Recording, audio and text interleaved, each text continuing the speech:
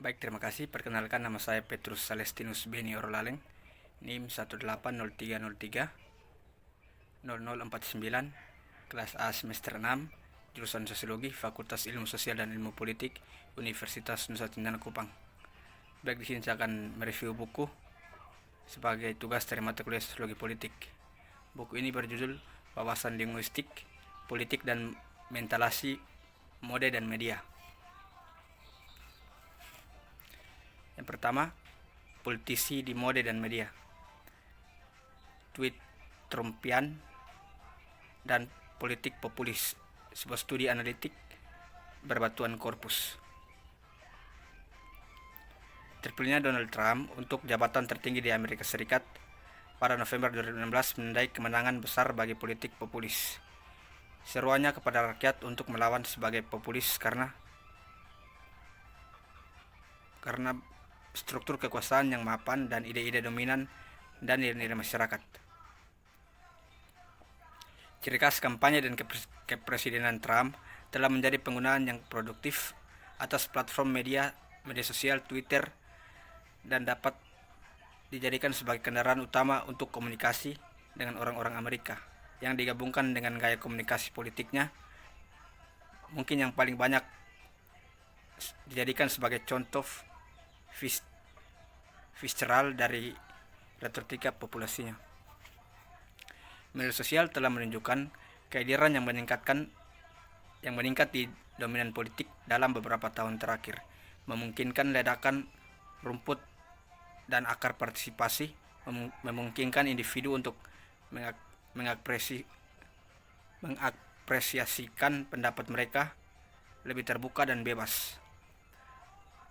Ada juga keuntungan yang signifikan bagi politisi dan organisasi politik untuk memanfaatkan media sosial dan microblog application.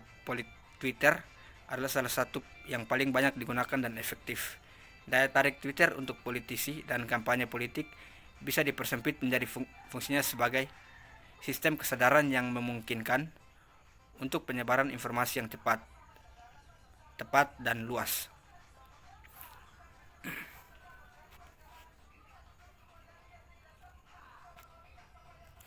Dalam 3 tahun terakhir, sejumlah studi telah dilakukan di pengaruh media sosial pada politik, dan lebih khusus lagi pada tahun 2016. Meskipun Twitter adalah fitur dari Clinton dan kampanye Donald Trump, telah tercatat bahwa keterlibatan Trump dengan platform memiliki gaya baru penggunaan Twitter, karena tidak ada perantara dan cara yang tidak ortodoks. Dia memanfaatkan semuanya berhubungan dengan ini. Misalnya telah menyarankan perlunya lebih dekat pemeriksaan retorika Trump karena efek kontradiktifnya, berarti Twitter dan popularitas yang dirasakannya sebagai otentik dan pemimpin politik yang cakap. Satu kesimpulan utama yang ditawarkan penelitian Scalfani adalah eksploitasi Trump dan pengulangan ekspresi linguistik tertentu dan penanda bencana yang telah menghasilkan semacam merek linguistik. Perdebatan ini telah disorot dalam penelitian Ross dan Rivers yang berfokus pada penggunaan terus-menerus atas level berita palsu di media arus utama seperti The New York Times dan Washington Post pada saat yang sama, karena menyebabkan disiplin informasi sendiri. Berikut populisme dan media digital. Politik digital dalam perspektif komparatif. Media digital menggambarkan pada pendekatan relatif historis pada media baru dapat mendefinisikan pada zaman ini. Media digital sebagai teknologi komunikasi yang mengaktifkan atau memfasilitasi interaksi pengguna ke pengguna lain dan interaktivitas antara pengguna dan informasi. Dan poin utama dalam definisi tersebut adalah ditantang oleh model komunikasi masa tradisional yang kemungkinan komunikasi banyak melalui internet. Ini adalah media digital yang interaktif, menggabungkan dua cara komunikasi dan melibatkan beberapa bentuk komputasi yang dengan sangat mudah untuk diproses.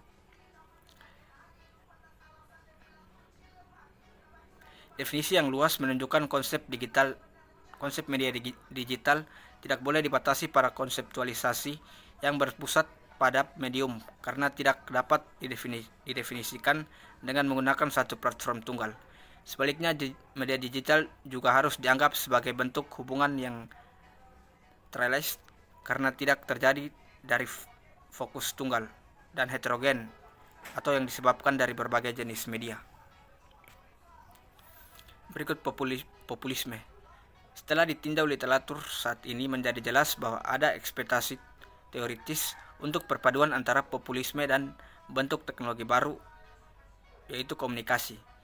Bisa dibilang dua alasan untuk asosiasi yang mengakui ini adalah yang pertama, populasi dan media digital selama ini dianggap sebagai gangguan perintah hegemonik atau dari satu sisi politik dan di sisi lain yaitu tangan media dan outlet komunikasi.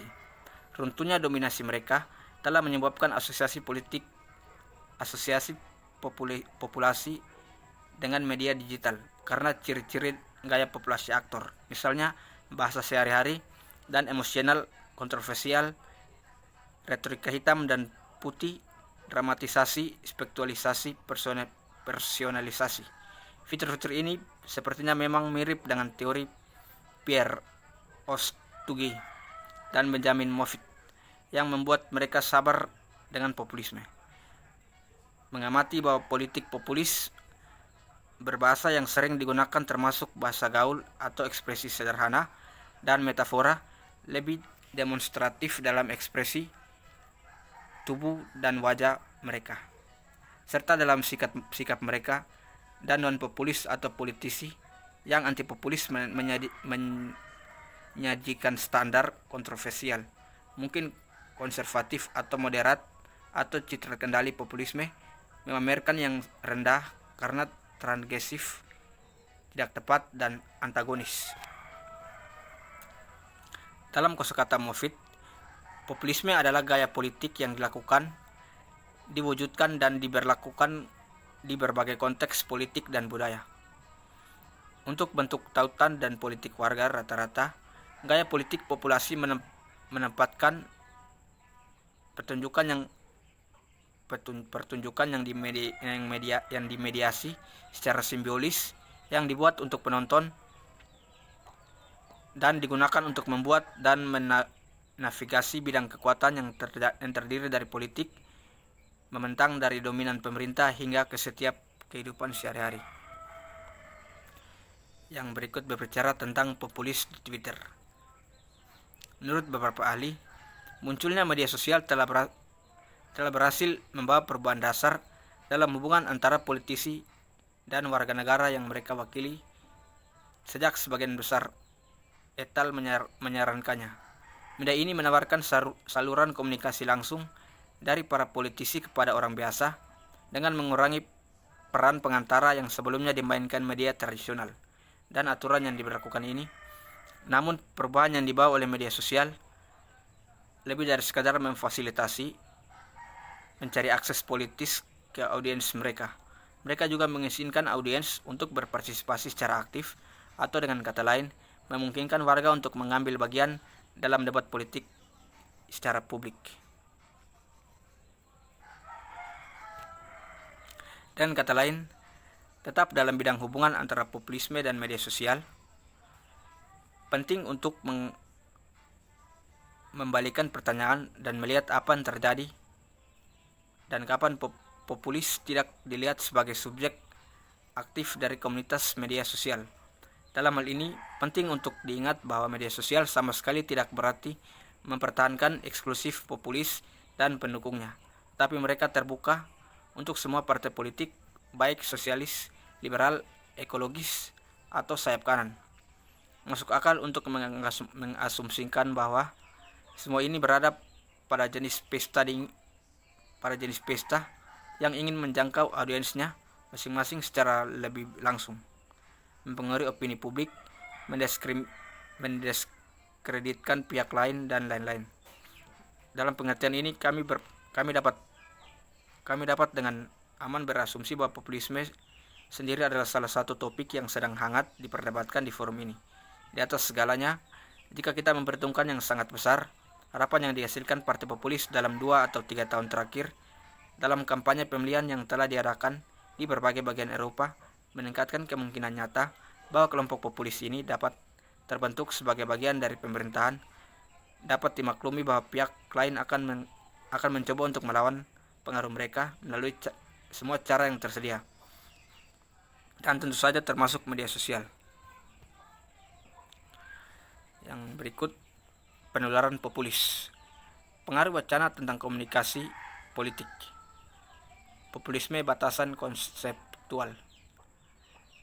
Personalisasi adalah tren umum lainnya dalam politik kontemporer dan populisme. Menggunakan observasi asli Tagar, populisme dibiarkan sebagai politik untuk rakyat yang luar biasa, pemimpin yang membangun profil biasa. Jika Russell Fallon menganggap populisme sebagai pembalikan dari demokrasi bersemangat, Laclau sebaliknya percaya bahwa populisme menumpuk demokrasi dengan memungkinkan agresi tuntutan risiko yang dikecualikan. Kedua penafsiran tersebut sampai batas tentu benar, dalam arti bahwa populisme dapat dilihat sebagai bentuk kerja dari salah satu ancaman bagi atau suatu korektif untuk demokrasi. Faktanya, populisme melampaui batas spesial dan historis periode serta perpecahan ideologis. Di sisi kiri, populisme seseorang dapat menempatkan Amerika Latin, di mana populisme menyukai ekonomi yang dikelola negara mis, digunakan retorika inklusi berdasarkan nasionalisme dan eksploitasi otoritas karismatik.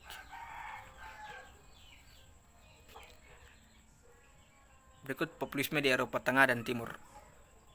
Untuk memahami fenomena ini, kita perlu menganggap bahwa proses demokratisasi melewati tahapan, yaitu liberalisasi, transisi demokrasi, dan pendalaman demokrasi.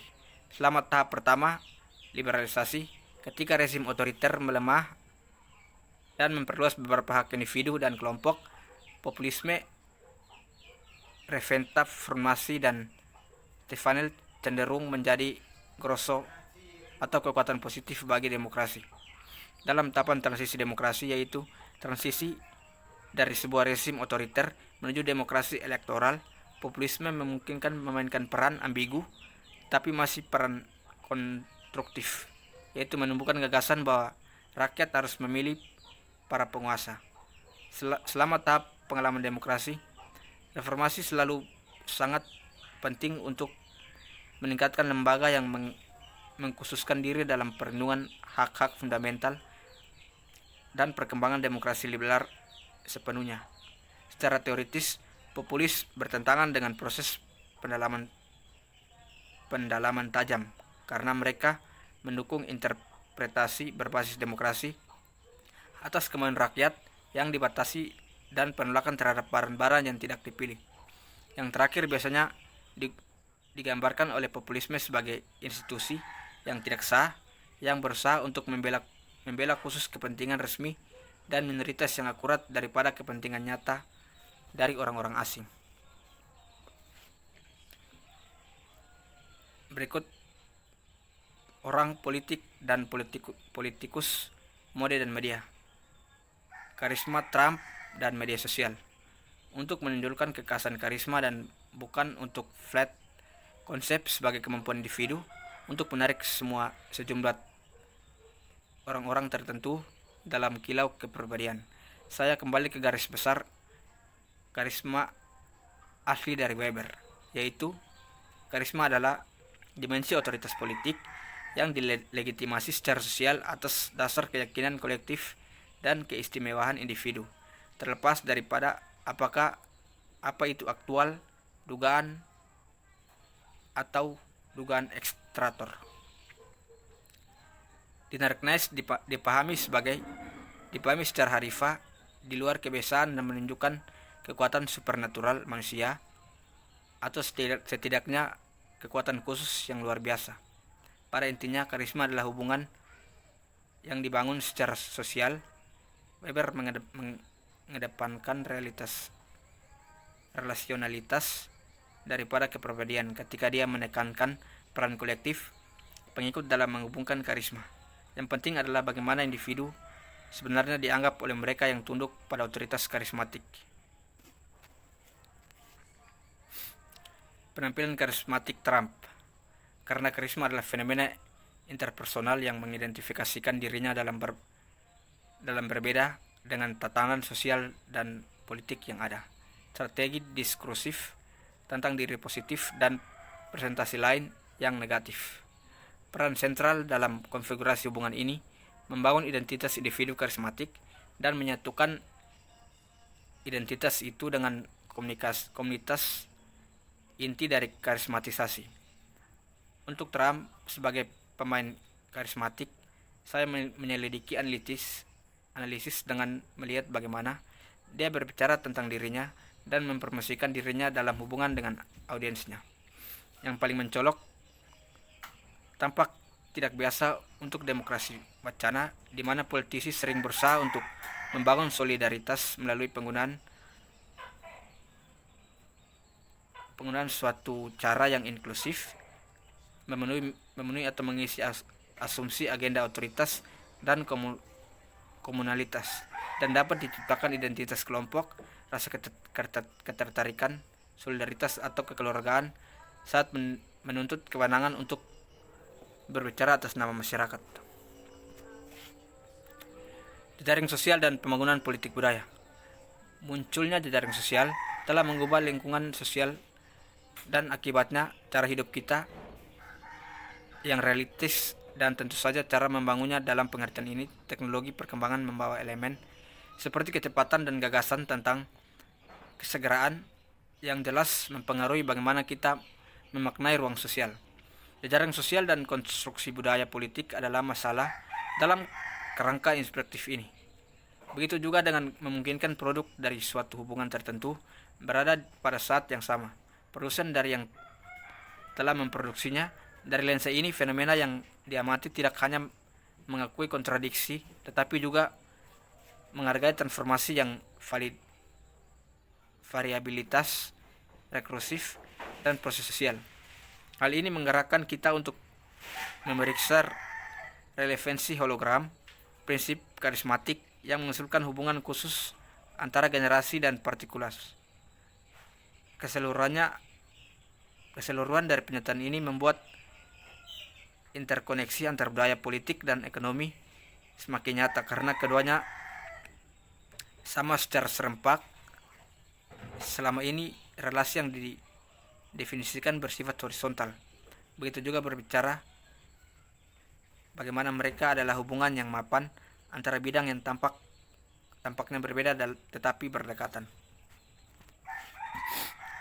Dengan demikian, pula harus diperhatikan bahwa penggunaan Twitter dan di Puerto Rico minimal mencakup kurang dari 10% dari populasi yang dibandingkan dengan Facebook.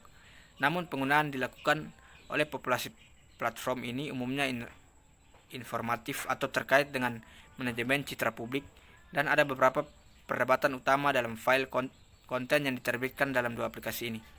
Data media sosial semacam itu pada saat yang sama menawarkan informasi penting, perilaku atau budaya kewarganegaraan, karena orang cenderung mengakses jaring sosial di mana mereka dapat membatasi akses mereka sendiri, tetapi pada gilirannya berinteraksi bebas dengan tokoh masyarakat.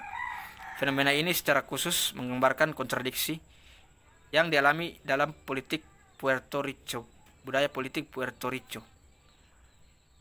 Tetapi menyelidiki privasi orang lain dalam pengertian ini, Profesor Roberto Gandara dari Universitas Puerto Rico secara ringkas merangkum generalitas politik budaya di pulau berbaris ini. Secara umum, Puerto Rico dicirikan oleh partisipasi yang luas, terutama secara resmi elektoral dari semua sektor sosial. Pada saat yang sama, partisipasi besar-besaran ini terjadi dalam konteks kelembagaan, di mana orang Puerto Rico hanya sedikit yang menunjukkan kepercayaannya. Baik, sekian dari presentasi saya. Terima kasih.